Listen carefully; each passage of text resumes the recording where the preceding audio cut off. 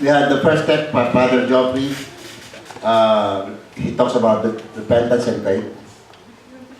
And so, what was the important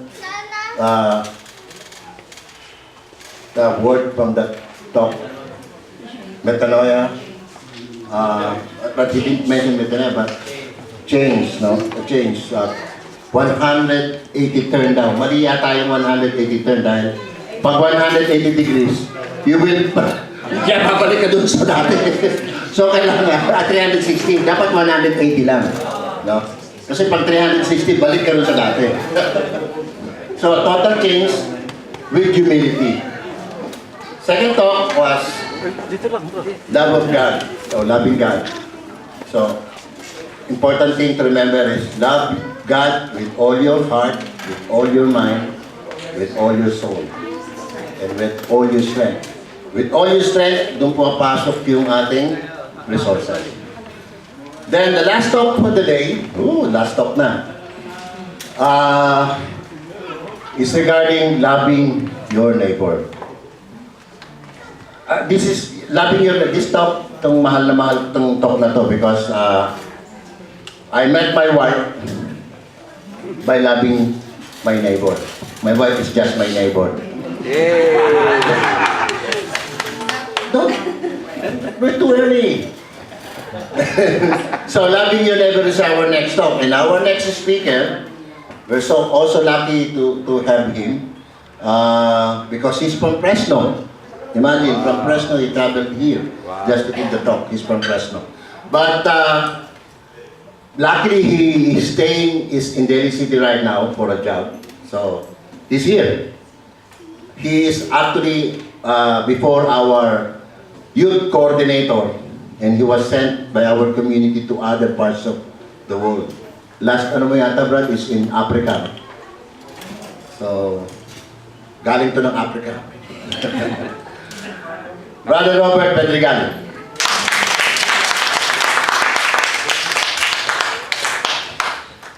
Good afternoon po. Good afternoon. Yan, sabi nga ni Tito Roger, ako si Brother Robert. The community call me Brother Robs with a Z. Yan. It's been 6 years since I moved here in the US. Ano sabi ni Brad before prior going here. I've been part of the community since 1995. I was still Youth for Christ. I started to say Youth for Christ. And then moved to Singles for Christ. And then I met my wife. So I'm now serving in the Couples for Christ. So mga brother and sister na ang tawagan, brother and sis. Yeah, so ngayong hapon, I always say that the Lord has always a reason why everything is happening. No? And I guess today, the Lord is asking me to be here. Nung tinawagan ako ni Brother Roger, sabi niya, Robert, can you give a talk here in dito sa Bay Area? Sabi niya, hindi ko pa alam yung talk. I don't know the talk yet, pero magano ka on that weekend. And I guess the Lord, si Lord kasi minsan, mapalabiro no? And He knows what's happening in our life, and He wants to be involved. Yun ang ano niya eh. Yun ang gusto niya. He always wants to be involved with you. And in a way, tinuturuan ka niya through the others. Gusto niyang i-impart yung message sa'yo through what's happening around. So today, yung talk natin is about loving your neighbor. That's the talk. Talk number 5. And I don't know why the Lord asked me to give this talk, because at this time, me and my wife are struggling on how to love our neighbor.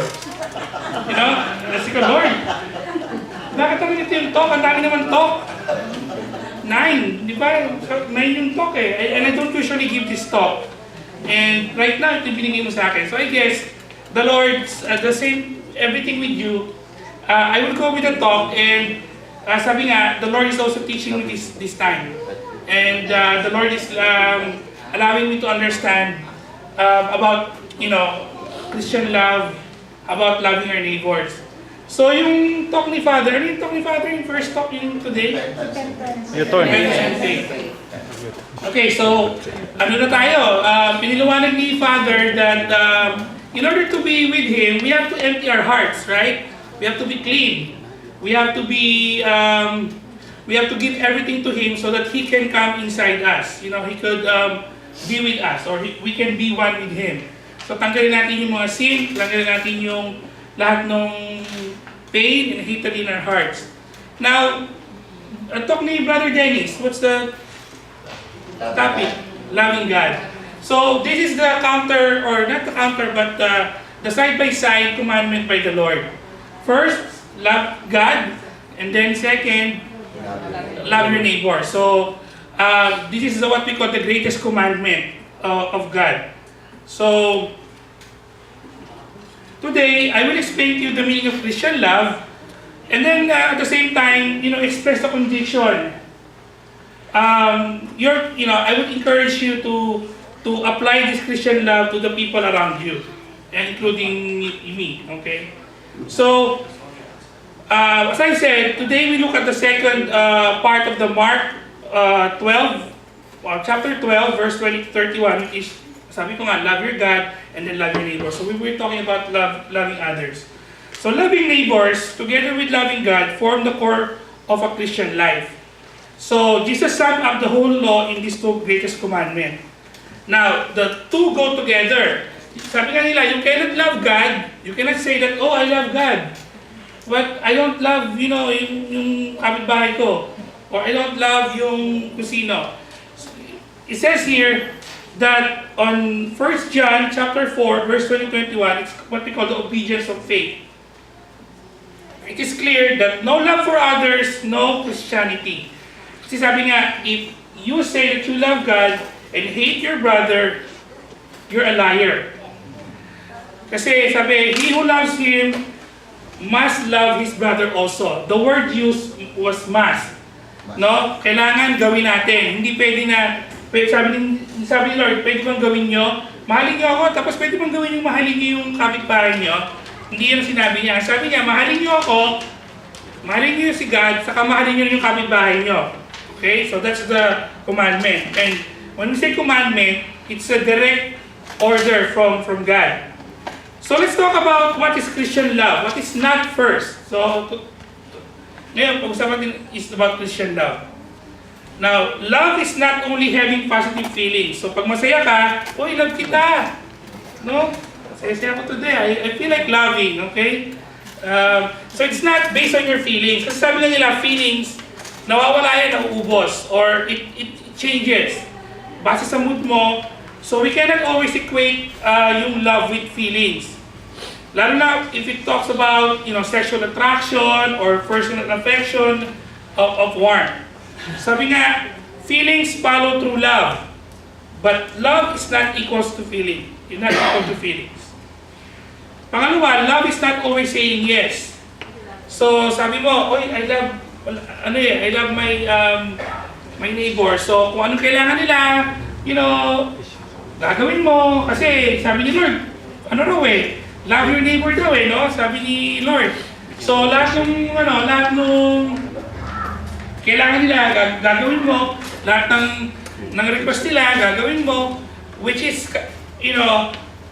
sabi nito, to serve others or put them first does not mean never turning them or, never turning down the opportunities to serve. Sometimes you are unable, sometimes you should not, or sometimes kailangan, kahit kaya mo, pero alam mo makakasama or alam mo hindi magiging mabuti para sa kanila, then you should not do it. So, it's not always saying yes. We always have the wrong concept of loving a person as a nice guy who tries to please everybody. Now, the third Christian, what is Christian, or what Christian love is not defensive. What does defensive mean? Yung iba kasi natatakot na magmahal. Kasi sabi niya, risky business yung pagmamahal no? Pag nag-love ako, di ba, when we were in our college days or when we were teenager, we were, lalo na sa mga sisters, sa mga brothers, sa mga sister natin dyan, di ba, you don't, pag niligawan tayo, you don't say yes o hindi tayo sumasagot, ay sagutin kasi takot tayo. Makasaktan lang ako nito Kahit gwapo, pero baka saktan lang ako nito. No? So, risky business. Sabihin nila, parang ang hirap yata, magmamahal ako, tapos iiwan lang ako. Di ba, na magmamahal ako, I will give everything, I would love, and then, at the end, masasaktan lang ako. So, ang tendency natin, dahil we don't want to get hurt, then, ano tayo, we are being defensive in a way na hindi full love yung binibigay natin. Okay? Ang tawag doon, because we are being we are giving what we call a guarded love. Because we try to protect, sa sarili natin, ayaw nating ma-injure. So we avoid pain, difficulty, and trial. Then pag ginawa natin yon, then what we are giving is what we call a conditional love. No? We're giving condition attached to love. Now, Christian love is not guaranteed to be painless. Sabi nga nila,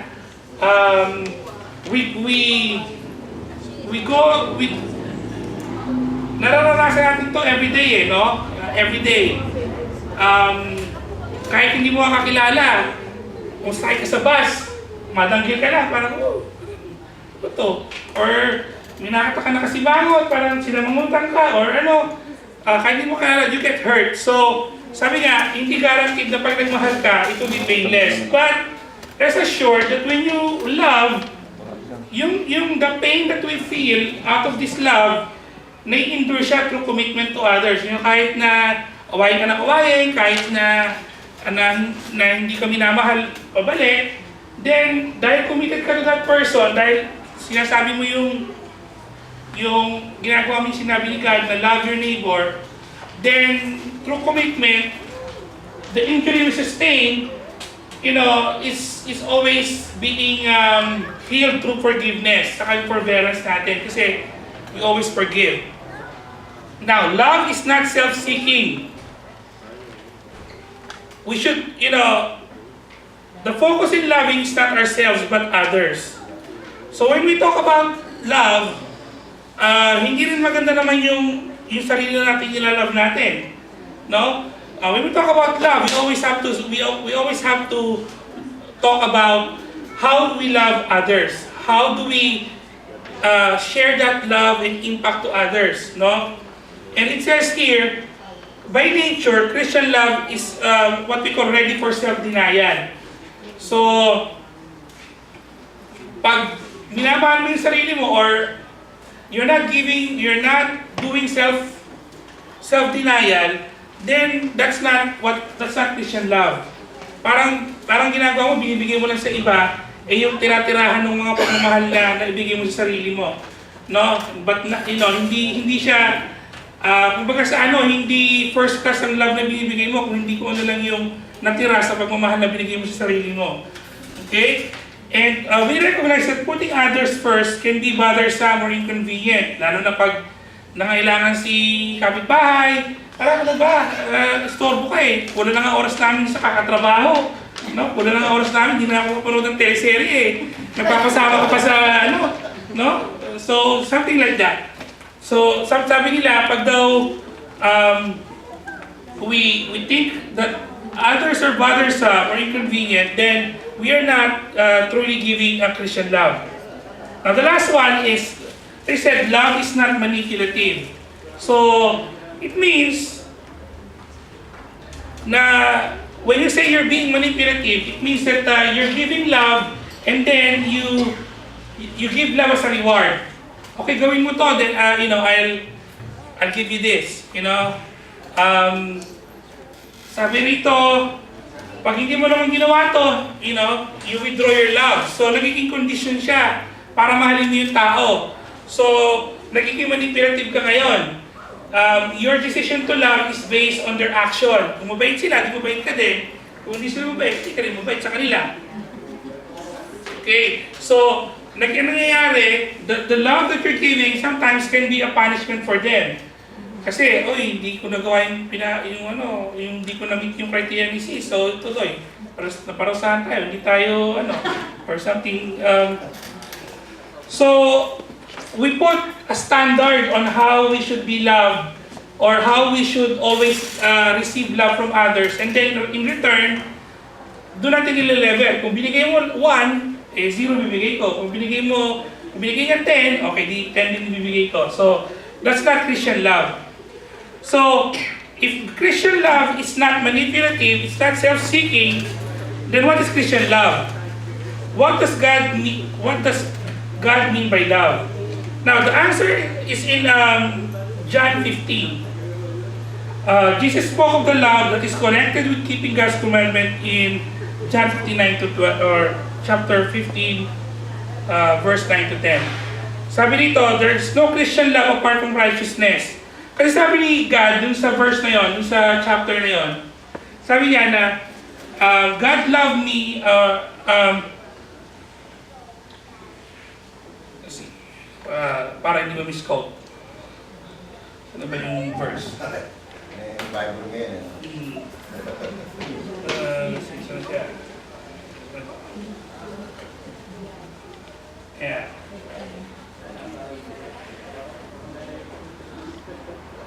Okay, here. 15:9 to 17. John 15:9 to 17. Sabi dito, just as the Father has loved me, I have also loved you. So, abide in my love. If you keep my commandments, you will abide in my love. Just I have kept my Father's commandments and abide in His love. Now, these things I have spoken to you so that you may, or that my joy may be in you and that your joy may be full. So, the Lord said na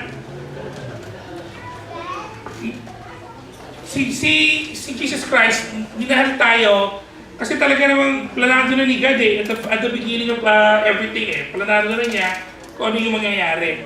And sabi niya, si Jesus Christ nga, nag-abide siya sa commandment ni God no? Kaya naman si God, talagang faithful siya at the very end kay Jesus Christ kasi nag-abide siya in His love. So the same thing with us. Christian love reflects on how we also have a relationship with God.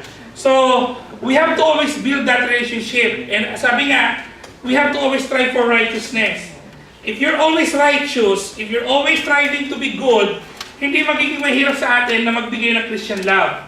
Yun yung sabi ni Jesus Christ. No, if you abide in me, then I will abide in you. Parang I will be with you. I will help you para ipamigay ang Christian love na yan. It will not be hard for you. The Lord continues, sabi niya, naging specific siya about how we have to love one another. Sabi niya, this is my commandment that you love one another just as I have loved you. Greater love has no one than this, that one lay down his life for his friends. So, yun yung specific na sinasabi ni Jesus Christ. Paano natin mamahalin yung paano natin bibigyan Christian love? It is dying for others, just like what He did for us, no? Siya na nga yung pinaka parang modelo, siya yung nagawa ng an example for us. How does Jesus love? With what we call a self-sacrificial love. So for us, it's not just giving our time, imparting our wisdom, praying for others, but it's being willing to die for others. So, can you look at your right and to your left? Tingnan nyo yung sa kanan nyo. Now, right now, can you say to yourself that you will die for them? No, parang ano yata? Conference natin. Parang ang hirap yata, di ba? Hindi parang ang hirap talaga. No? It's really hard. It's really hard to say that you're willing to die for others. Maybe I guess, kung nandun mo sa sitwasyon na yon, you will know. But right now, you can say, sabi nga, it's easy to say, but it's hard to do. Easy to say, but you know, but most are not called to actually die for others. Ay, buti na lang, hindi naman lahat pala sabi ni Lord. Hindi naman pala lahat, request ka na mamatay for others. Sabi niya, meron lang mga iba, yung mga bayani natin, yung mga heroes, they're really meant to, yung mga saints, they're really meant, to die. But hindi naman daw lahat. Okay? Now, if you're not the one called to die for others, then how do we translate love into practical everyday terms? The answer is in John 13, 1-5. And this is the foot washing episode. This is yung ginagawa natin tuwing Holy Week, yung si Jesus Christ. Di ba, hinugasan niya yung mga paano ng mga disciples niya. So, in that example, sabi niya, sige, hugas ako yung paa ng isa. Di ba, nung unang panahon, sinabi naman na pag naghuhugas ng paa ng mga paa noon is yung pinaka-slave. Slave sa slave, no? Ikaw maghuhugas ng paa. So, knowing Jesus Christ, na tinatawag nilang God, no? Tinatawag nilang Savior, hinugasan niya yung mga paa ng disciples. So, nanguna na naman siya. Nagset siya ng example, hugasan ko yung paa nyo, then gawin niyo sa iba, hugasan niyo rin yung paa ng mga ibang tao. So, as I have served you, iserve niyo rin yung mga tao. So, that's what He wants us to do. That's how He wants us to translate love in our practical everyday terms. What Jesus did was most unusual kasi hindi nga ginagawa yon. Because it was a task of the youngest slave.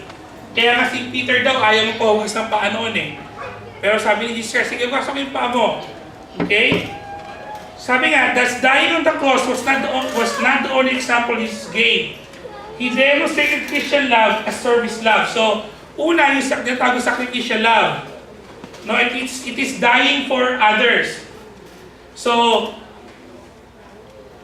kung hindi ka pasok sa sacrificial love, then you most definitely have to go to this tinatawag na service love.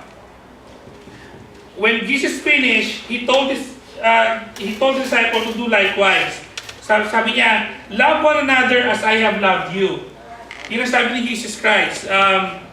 Mahalin niyo sila kung paano ako kayo minahal.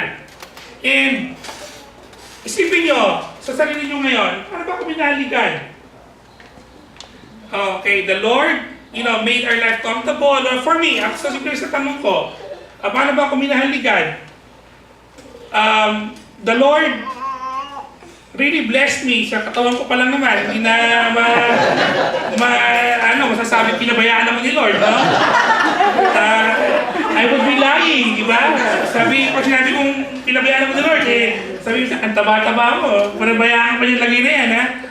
So, I cannot say that, that's the first indication, no? Hindi naman indication, but for me, sa akin lang, baka nang sabihin mo, dapat pala tumaba din ako para, hindi naman, sa akin lang.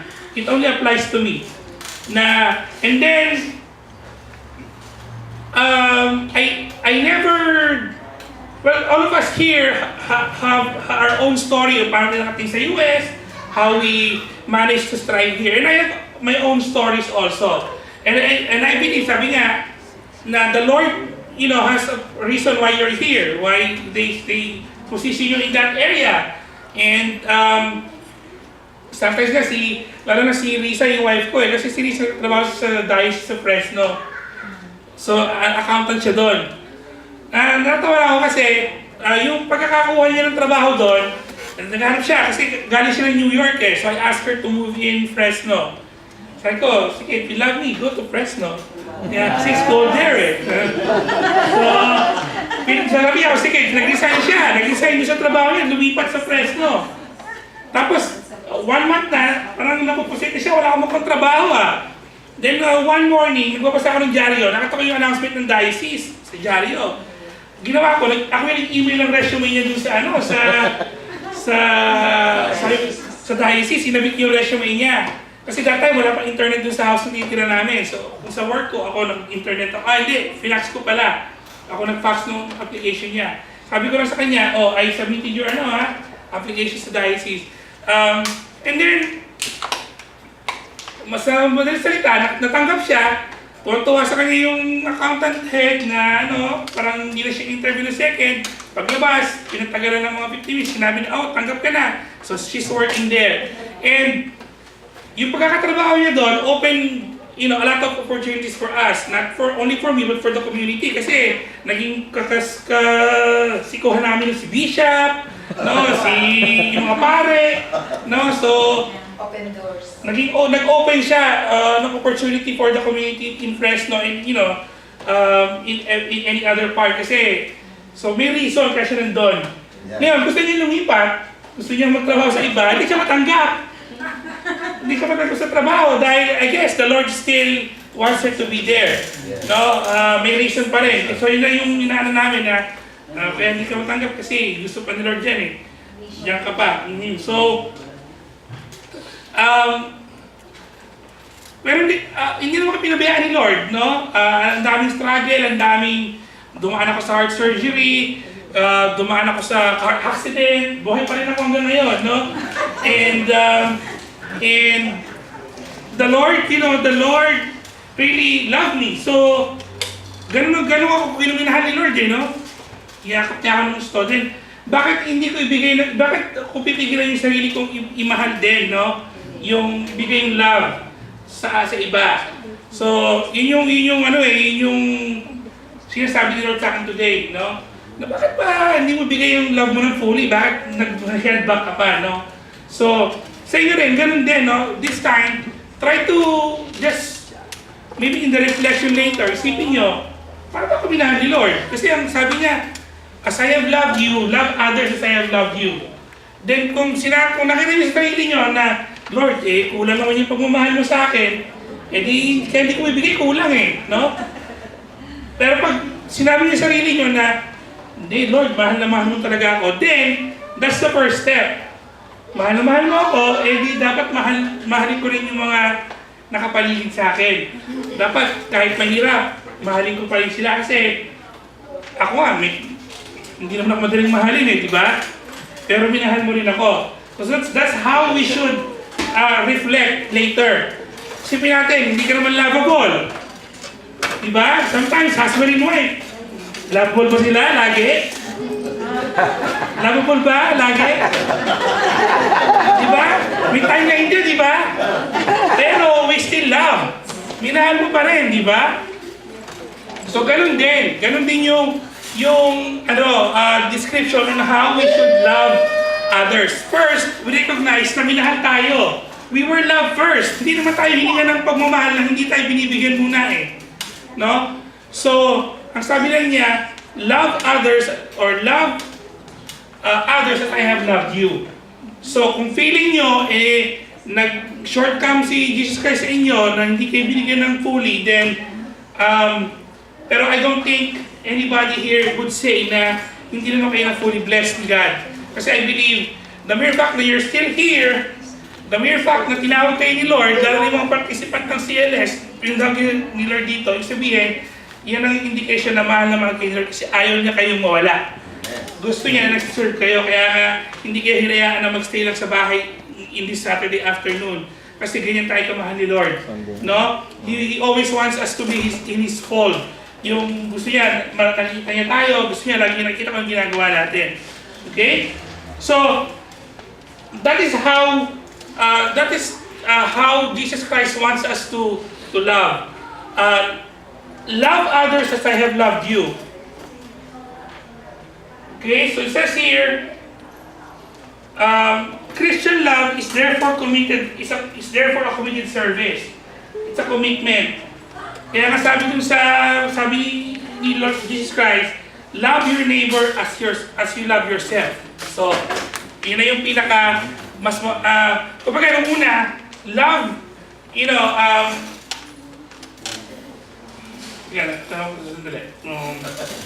mahalin niyo yung iba as I have loved you. Yun yung sabi niya sa John. Then, further, explain niya, na kung di mo pa naintindihan yung love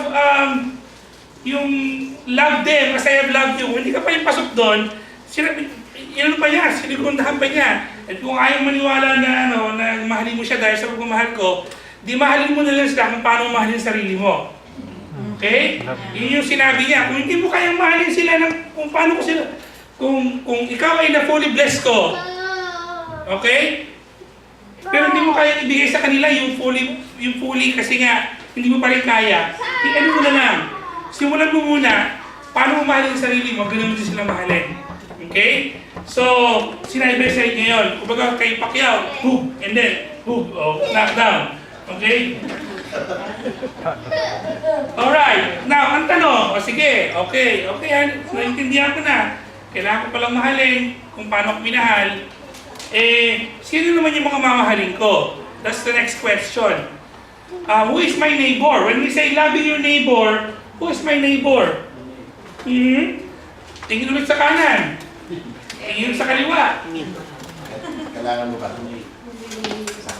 Yan yung unang tanong. Pangalawa, pwede ba natin piliin kung sino yung ating mamahalin? Hindi, di ba? Sabi rito, ang sagot, di ba sabi nga sa Bible, ang sagot to that question will be found in the parable of the Good Samaritan. You know that story, yung Samaritan, nagtatravel siya, then meron siyang nakita sa daan na Jew, na binugbog, no, na ninakawan.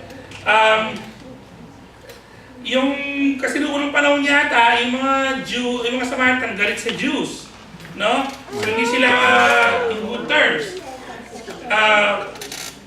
Pero kahit na ganun yung hindi sila in good terms, hindi niya tinignan yung kumbaga nilagpasan niya yung tingin niya ng pagiging Jew ng isa. Basta consider lang niya na kailangan may tulong. So, base sa story na yon, to answer the question, who is our neighbor, to answer the question of piliin kung sino ang ating mamahalin, it says here, all persons in need of our help are our neighbors. Yun yung paliwanag.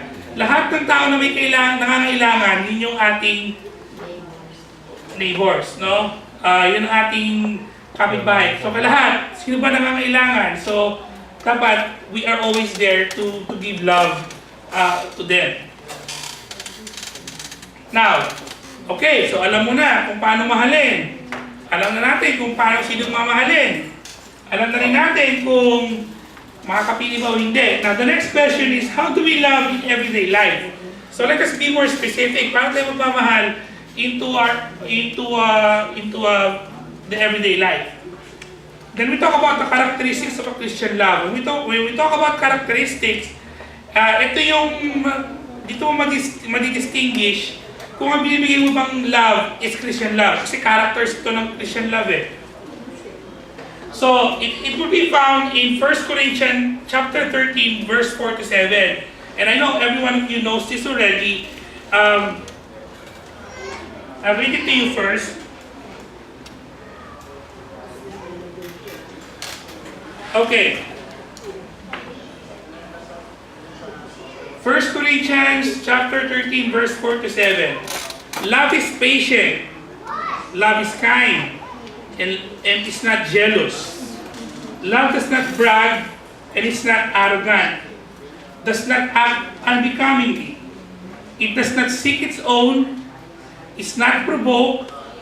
Does not take into account a wrong suffered. And does not rejoice in unrighteousness, but rejoices with the truth. Love bears all things, believes all things, hopes all things, and endures all things. So yun yung sabi niya sa 1 Corinthians na Bible verse. So that is the characters of Christian love. Patient, una, di ba? Love is patient. When we talk about patient, ano ibig sabihin? We should be slow to anger, meaning we should always give allowance for the shortcomings of others. Huwag tayong mabilis magalit kung nagkulang yung naging shortcoming yung baga parang hindi na-suffice yung expectations mo. Let us be patient. Maging pasensyoso tayo sa iba. When you give patience to others, you are giving Christian love. Okay? So sa trabaho natin, meron kang kasama sa trabaho, nangihiram ng stapler. Pagkahiram, sinusoli sa'yo. No? Kung kailangan puntahan mo pa doon sa table niya, tapos ka na sa stapler ko, pwede ko na kunin. Di ba? Now, dapat, you have to be patient, no? Kahit ilang beses na siguro hindi soli sa'yo, gawin mo, ito stapler ko ha, Sa'yo na lang yan. Okay? Passive-aggressive na. Kukuha na lang. Meron ako rito. tawag Hindi ka ng na pa, meron ka na passive-aggressive. dyan. Kasi ayaw ko tatayo ka, parang kunin yung Kunwari ka stapler lang. sa akin eh. Ayaw ko na mapagod ka, kaya yun ang stapler mo na yan ha. You have to be patient. Let us always give allowance for the shortcomings of others. Second, love is kind. When we say kind, it's not an attitude of criticism, but posture and speech that builds up and encourage. So we always have to be, everything that we do to others, kailangan nakaka-build siya. No? Kailangan nakakadagdag ng kanyang pagkatao, hindi nakakabawas. Okay? Pangatlo, love is not jealous. It is not coveting what others have, or malungkot ka or galit ka kasi yung wala ka nung meron siya, no? It's not only but sabi ko nga, kung naiingit ka kung ano yung meron siya, so galit ka tuloy. So let us not do that. Okay? Love is not pompous or inflated. You always have to be humble. Kumbaga, sabi nga, self-sacrificial. So, kung kinakailangan na hindi ka ma-recognize, kung kinakailangan na hindi mo na naiisip or iisipin yung importansya mo, no? Let us always, kumbaga parang hindi ka dapat priority, huwag ganon. Yung sabi mo, teka, kailangan priority ako. When you're trying to give love every day, then you should always put yourself at the back. Nagiging humble ka lagi. No? Pag halimbawa nakapila ka sa isang pilahan, then, di ba? May nakita ka na alam mo mas kailangan, di, just, nung isang gabi, nanonood kami yung what would you do? Yung ba yun, yung sa TV? Yung anong gagawin mo, meron silang senaryo, tapos titignan lang kung ano yung reaction mo, gano'n. So, maganda panoorin yun kasi sometimes, may mga moral din yung nangyari. Kasi last time, ang topic was, there was a mom and that kid na gustong bumili ng toy, walang pera, ayun ang senaryo, kulang ng $15 yung pera ng nanay. Tapos, yung nakikinig, anong gagawin, kung babayaran ba nila yung kulang or nakakatuwa naman kasi most of them paid for the toy, yung kulang. Yung iba nga, yung isa, lalo yung isa, sabi niya, yung anak niya hindi nga nakakapunta sa toy store kasi may sakit. Yung struggle din sila dun sa mga medical bills, pero ang ginawa niya, imbis na dinagdagan niya ng 50, biniharan pa niya yung buo yung toy ng bata.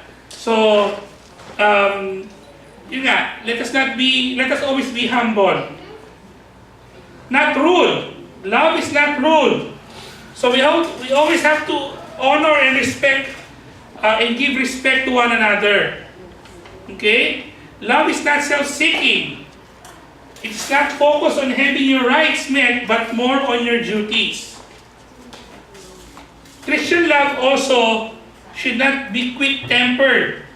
So dapat we have to able to master your emotion and feelings. So dapat kasi sabi nga, di ba, let us not act irrational, lalo na pag mga bigla-bigla ang nangyayari kasi sometimes hindi naman natin gusto talaga yung pero yung emotion natin, gets into us. So imbis na hindi mo naman dapat napagalitan mo or may nasabi ka na hindi mo dapat gusto sabihin dahil lang naging quick-tempered ka. Okay? Not rejoicing over wrongdoings. So let's always seek the good of others, even our enemies. So, pag may nakita tayong somebody na alam natin na may maling ginagawa, or nagkamali, or let us not be joyful dahil, nagkamali. So, bawas point sa kanila yun, no? Let's not do that. But, again, let's try to seek the good for others. Love rejoices with the truth. So, we always have to tell the truth to one another. Okay? Especially in a relationship, we always have to do that. Okay? Love forbears. It can bear insult, injury, disappointment without taking counteraction. So you have self-control. Sabi ko nga, kahit nasasaktan ka na, if you stand your ground, you hold, no? Yung sabi nga ni Jesus Christ, pag binuto ka ng bato, di ba, batay mo ng tinapay, gano'n, di ba, parang... May palaman. Kumbaga sa ano, the more na inaasar ka, lalo bumahalin. Di ba? Yun yung ano eh, yung the best way. The more na galitin ka ng galitin, the more na mahalin mo naman, then in the end, they will recognize. Okay? Now, love trust, believing the best about other people. So, apart from giving them allowance for their shortcomings, we also have to trust them that, in the end, they will still do the right thing. No, baka naman sakali pag ibinigay mo ng stapler in the next time, di ba? Sorry na yung stapler mo. Tapos sabi niya, meron na rin ako. Yan mo na magbabago. Let us always trust that that person will still change. Love hopes. So we have to have a positive attitude towards life and problems. And we can remain joyful and peaceful under any circumstances. Sabi nga, when you are abiding into God's love, when you are trying to be righteous with Him,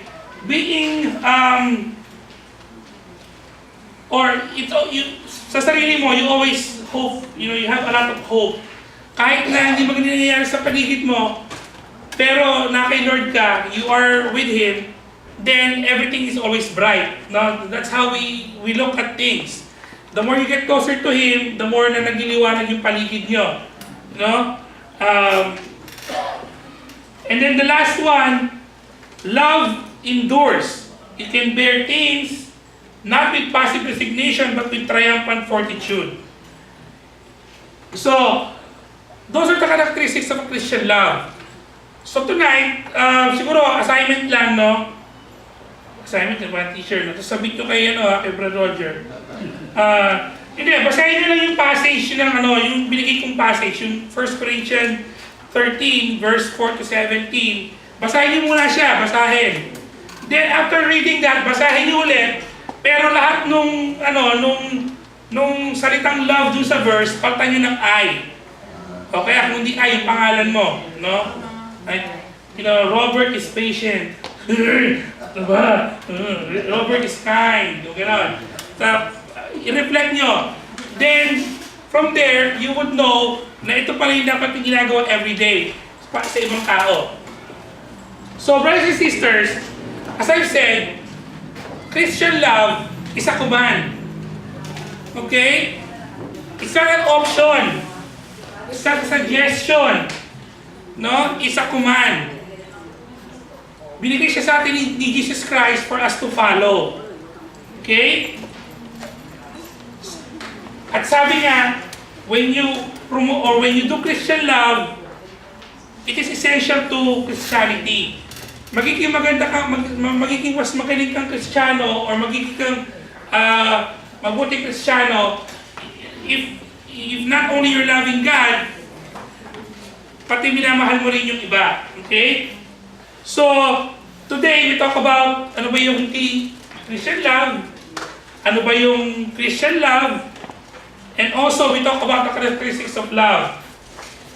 So, after hearing this talk, if you come to the conclusion that Christian love is difficult or even impossible, well, tama talaga kayo, mahirap, no? Sabi ko nga ako, I've been in the community for 16 years, 36 na ako, 20 years na ako nasa community, no?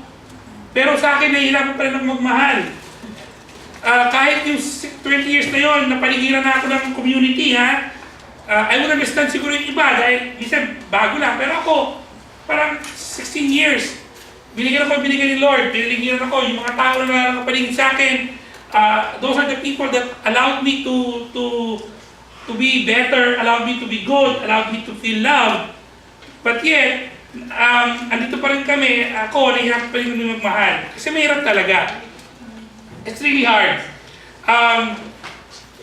Ginagawa kay Lisa, talaga si Lord talagang patama to kung ano, hindi lang ikaw hindi ka lang paupo para pakinggan yung patama, ikaw pa pagbibigay ng patama. No?